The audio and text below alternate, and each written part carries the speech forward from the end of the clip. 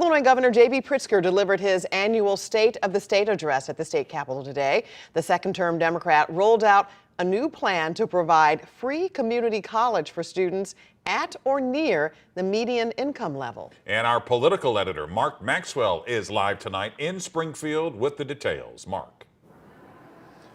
Mike and Kelly, Governor Pritzker is calling for the biggest investments and increases in education at every level that Illinois has seen in decades, and he's banking on a strong post-pandemic economic recovery to do it, not tax hikes.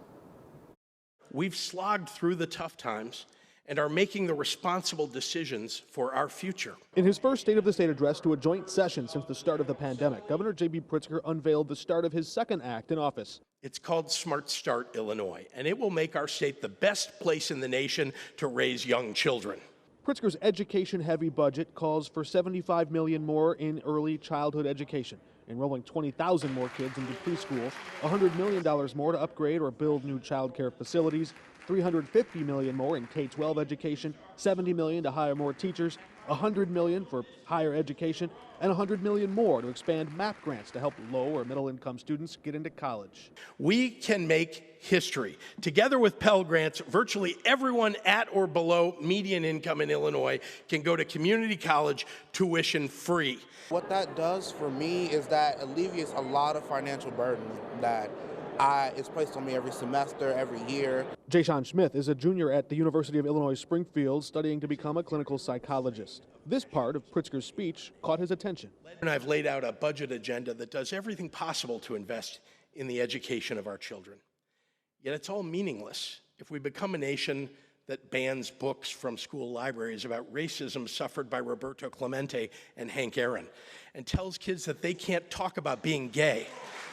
We are in a country full of immigrants and descendants of immigrants. It's kind of foolish to try to erase diversity from education. Why did Republicans stay seated when he defended the idea of teaching kids to think critically in school and to teach them about the uglier parts of our history? Why not stand and clap for that? You know, I'm all for teaching critical thinking. The issue that he was dealing with was a very politically divisive issue, and it's just not worth bringing up during a state-sponsored speech. I guess it wouldn't be a politically divisive issue if Republicans agreed with it. We don't disagree with critical thinking. We should be teaching all of our kids reading, writing, arithmetic, all those things that they need to be learning to make a better future.